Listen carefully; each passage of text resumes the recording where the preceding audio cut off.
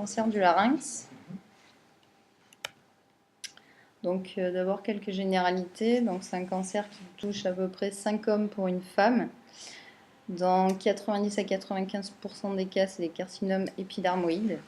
Les autres types histologiques retrouvés, c'est alors le carcinome verruqueux, basaloïde, carcinome à cellules fusiformes, et puis il y en a d'autres qui sont beaucoup moins représentés, donc on n'en parlera pas.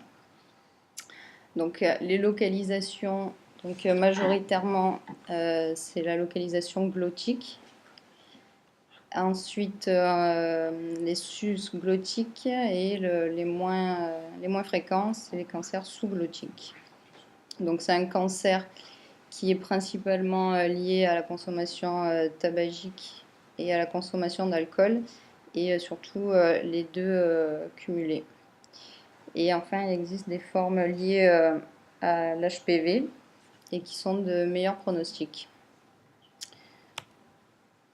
Donc les facteurs pronostiques, donc ça sera le stade TNM qu'on va voir après. C'est au niveau anatomique une épaisseur supérieure à 5 mm.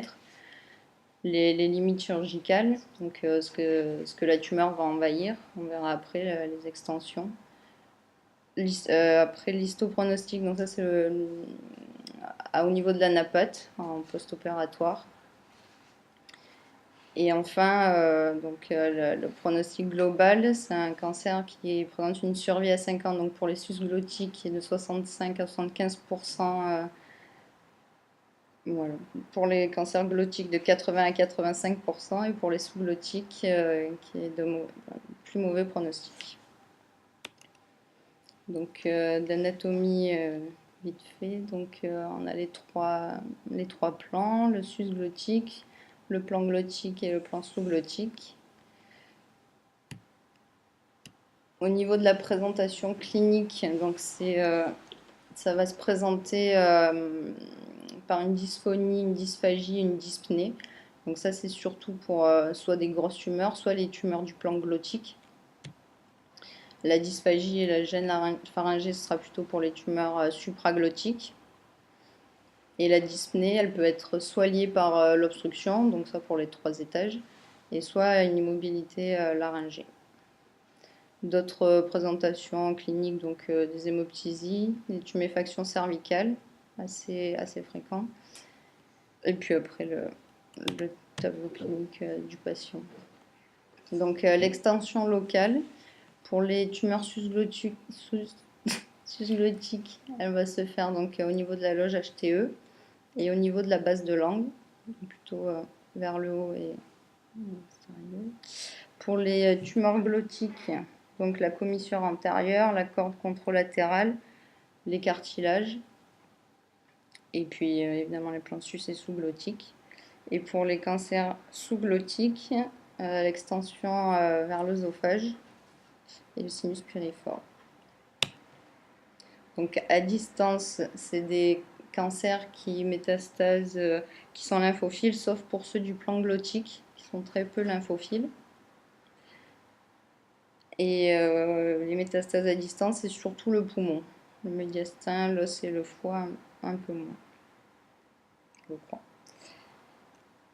Et c'est un cancer qui est souvent associé à des deuxièmes localisations ou à des cancers, des deuxièmes cancers du poumon. C'est le même terrain.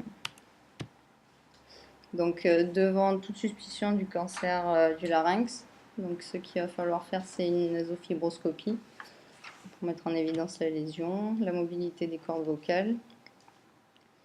Ensuite, une panendoscopie au bloc avec un schéma daté où pareil, on note la localisation, les limites, on fait les biopsies et on cherche d'autres localisations. Ça sera important pour la prise en charge. Et on fait un TDM thoracique, cervico-thoracique pour l'extension locale, régionale et à distance. Et après pour l'IRM, j'ai pas trop trouvé de quand est-ce qu'on fait des IRM dans le larynx. Il y a quelques petites indications, mais bon, ça reste très marginal. Donc, moi, ce que tu dis, c'est dans l'immense majorité des cas, ça suffit. Okay. Et ensuite, bien sûr, le bilan du terrain, parce que la prise en charge sera conditionnée par le terrain bien souvent. Donc la classification TNM, donc pour les susglottiques, le T1 c'est une zone supraglottique, le T2 c'est plus d'une zone mais avec une mobilité normale, le T3 on aura une fixité ou une extension rétrocricoïdienne au sinus piriforme ou à la loge HTE, le T4A on aura une extension au cartilage thyroïde, à l'oropharynx ou au tissu mou, et le T4B une extension prévertébrale médiastinale ou c'est quoi c'est une carotide interne. Ensuite, au niveau des étages, de l'étage glottique, le T1A, donc on aura une seule atteinte, une seule corde vocale atteinte. Le T1B, donc c'est les deux cordes. Le T2 étendu en supra et sous-glottique.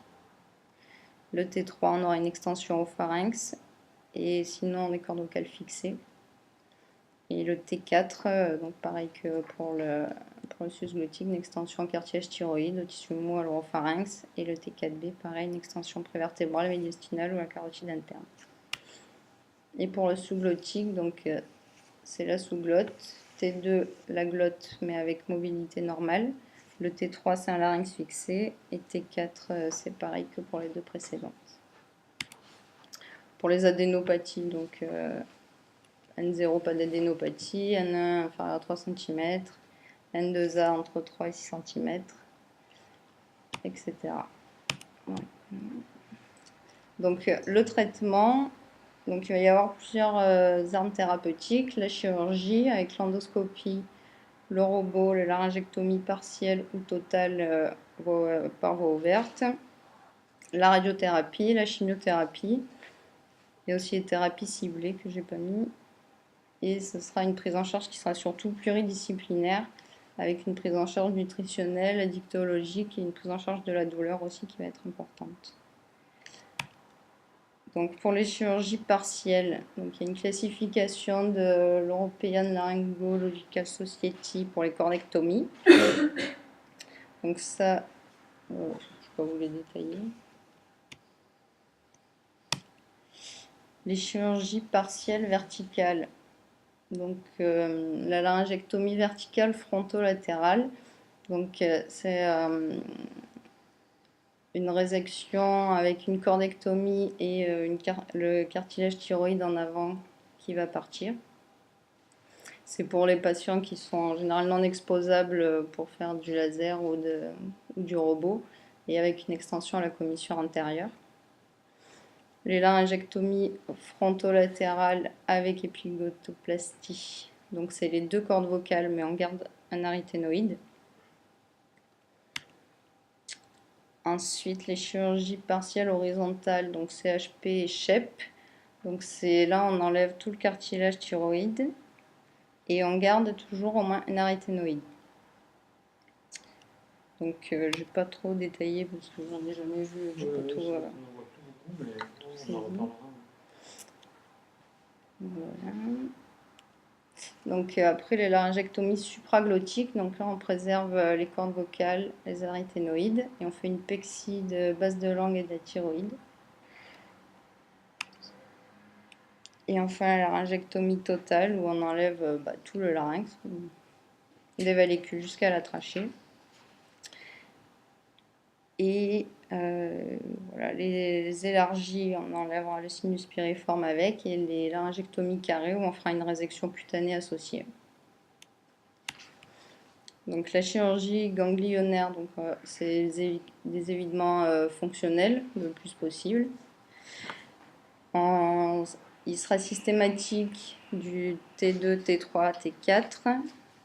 On enlève les R2, 3 et 4.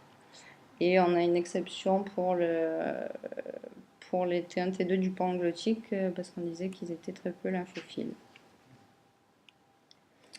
Voilà pour la chirurgie. La chimiothérapie, donc elle va être importante dans les cas de préservation laryngée. Donc c'est pour les tumeurs en général avancées, T3, et où on va faire des protocoles 3 cycles, protocole d'induction de TPF, puis de la radiothérapie.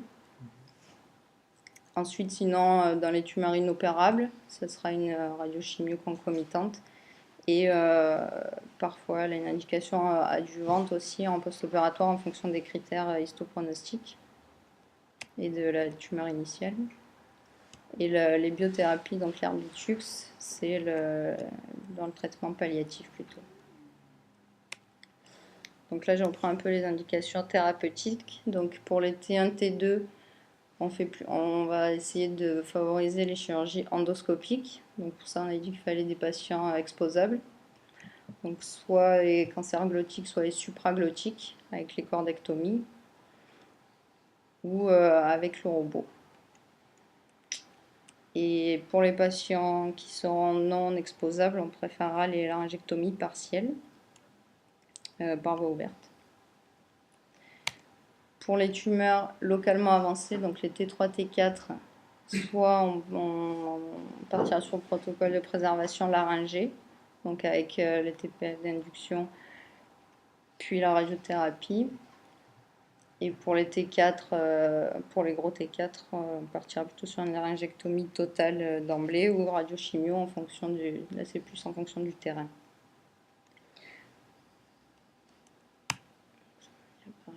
Donc la radiothérapie, donc exclusive pour les petites tumeurs, ça c'est pareil pour les T1, T2, je sais, mais c'est dans quel cas quand on fait plus du laser ou plus que... On s'est discuté au cas par cas. D'accord. C'est équivalent. Ok, donc après dans les tumeurs avancées, comme on disait, pour la chimiothérapie ou les contre-indications à la chirurgie. Et en adjuvante, pareil, en fonction des critères histopronostiques et de la résection tumorale, de l'envahissement ganglionnaire. Ensuite, la surveillance, donc ces patients, ils seront surveillés étroitement parce qu'on disait, c'est des tumeurs qui récidivent et surtout, c'est des patients qui sont exposés à d'autres cancers comme le cancer du poumon. Donc en général, ils sont suivis cliniquement par nasofibro et plus ou moins par scan cervicothoracique. Donc en conclusion, c'est un cancer qui est surtout dû au tabac et à l'alcool. En cas de traitement chirurgical, c'est une chirurgie qui est délabrante, donc on va préférer les chirurgies endoscopiques et robots et les protocoles de préservation laryngée. Et c'est surtout une prise en charge qui sera pluridisciplinaire. Ok. Bon, très bien, non, on te dit l'essentiel. Hein. Il y a effectivement, qu'est-ce qu'on retient? Oui, alors c'est sûr que maintenant on fait beaucoup de traitements par voie endoscopique dès qu'on peut. Il se fait soit par chirurgie microchirurgie laser le plus fréquemment ou au robot. Le robot qui vient là surtout sur les chirurgies pharyngo-laryngées en fait, les replis, arrêt épiglotique, les vallécules. Donc on est presque en dehors du cadre des cancers du larynx. Ça reste quand même stricto sensu des très bonnes indications de chirurgie au laser endoscopique, quoi. Parce que c'est dans l'axe et le robot apporte peu de choses dans ce cas-là, sauf les patients qui sont moins exposables, on arrive plus à les exposer au robot. Néanmoins, c'est quand même beaucoup plus précis une chirurgie laser, donc tout le plan glottique, T1, T2, on continue à les faire très très majoritairement au microscope et au laser. Et donc après, on enlève le cartilage dans les chirurgies partielles que tu as montrées que quand il y a une proximité avec le cartilage important, soit au niveau de la commissure antérieure, soit des tumeurs qui atteignent plutôt quasiment le fond du ventricule, où il y a une mobilité diminuée de la corde vocale, donc un espace paraglottique assez envahi. À ce moment-là, on continue à enlever le cartilage, donc c'est la chirurgie supracricoïdienne que tu as montré, c'est-à-dire supracricoïdienne, c'est cricoïdo-épiglottoplexie ou même le Tucker qui est un équivalent en fait, hein, c'est classé dans les chirurgies verticales, mais en fait c'est le même type d'exérèse, il n'y a que la reconstruction qui est différente. En fait, on enlève quasiment tout le cartilage avec quand on veut enlever que la commissure antérieure, le Tucker ou la cricoïdo-épiglottopexie de Guerrier, c'est équivalent. C'est-à-dire, voilà, là, sur ce schéma-là, comme tu vois, on veut enlever la commissure antérieure, le schéma d'en bas, ça suffit. La frontolatérale que tu as montré, on n'en fait plus parce qu'on est trop proche, sur le schéma d'avant, on est trop proche de la commission antérieure et on a beaucoup de récidives, donc on en fait quasiment plus du tout. Ça devient exceptionnel. Euh, donc on conserve ce que tu as montré en bas, ça c'est le Tucker, qui est fermé avec l'abaissement de l'épiglottoplastie. Ou alors sur la diapo d'après, euh, la chirurgie de type ce qu'on appelle Maillard-Piquet, celle d'après, ou Maillard-Piquet modifié.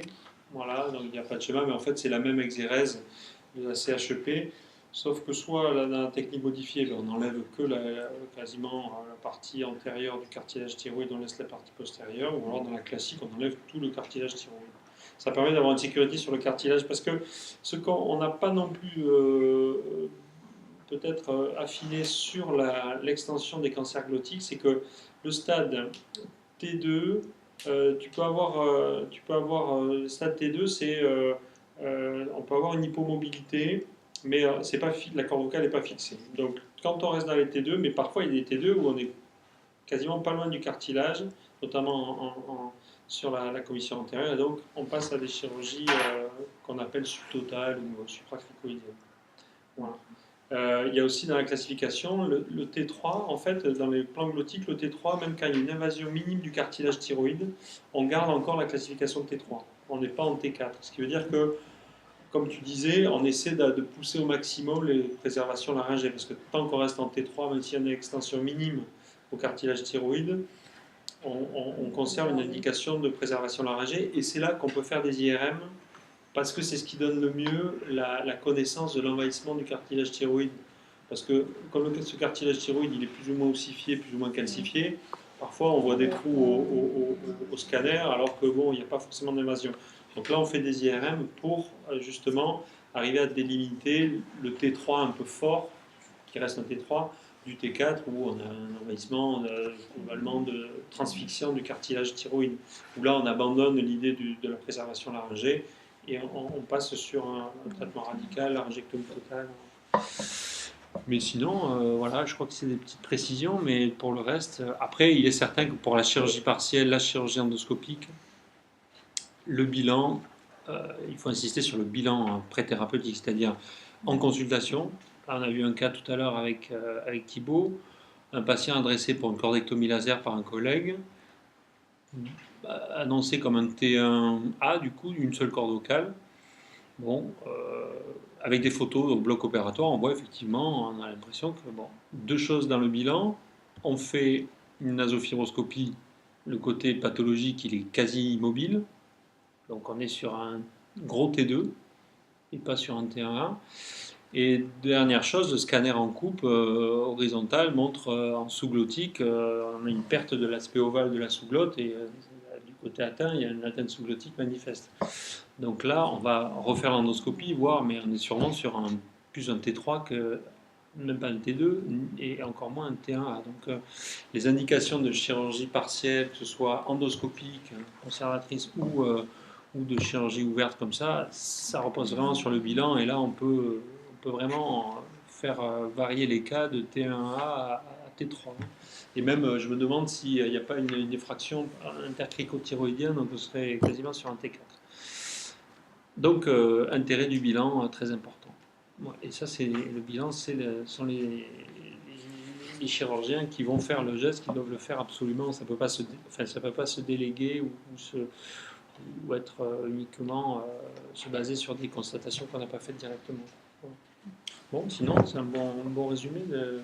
Et là, vous faites combien de mailles appliquées ou de partielles? On en fait, avec Fanny, on avait sorti la série, on avait sorti 12 ou 15 mailles appliquées sur les 3 dernières années. Hein. Et avant, les années d'avant? On avait sorti des séries de 100 sur 5 ans. D'accord, c'est vraiment dans les 3 dernières années hein, que ça a diminué. Ouais. Bah, ça a beaucoup diminué avec le laser quand même, qui est beaucoup développé, avec le diagnostic plus précoce aussi. Et les seules indications qu'on conserve sont à chaque fois quand il y a un contact avec la commission antérieure et le cartilage. Donc on va avoir une sécurité là-dessus, ou alors un envahissement paraglottique important. Voilà. Sinon, le robot, ça enlevait des indications, mais surtout au dépend du laser en fait, sur le larynx. Hein. On a switché parce que on est quand même bien pour le faire au robot, mais bon, c'est un peu un abus de procédure. Alors que le robot a vraiment un grand intérêt dans la chirurgie de la vallécule et de la base de langue, où là, on a une vision angulaire à 30 degrés qui permet vraiment de faire face à la lésion, ce qu'on n'a pas du tout en chirurgie laryngoscopique en suspension, où on est dans l'axe tangentiel, où on opère sans voir la tumeur, on voit vraiment pas ce qu'on fait. Donc dans le cancer du larynx, en tout cas, on ne peut pas dire que c'est une révolution, c'est un changement de paradigme, de pratique, mais bon, pour tout à fait continuer à faire de la chirurgie laser sans aucune perte de... Il y a peut-être 2-3% ou 5% de patients qui s'exposent très mal au laser, et donc on peut arriver à exposer au robot, mais c'est très minoritaire. Et quand vous les exposez, juste pour savoir, quand vous exposez les larynx au robot, comment vous faites? Vous prenez En fait, c'est un cadre amygdale amélioré, c'est-à-dire qu'on met la lame dans la vallécule, de la base de la lame. Voilà. Et vous soulevez. Et on suspend à peine. On suspend à peine.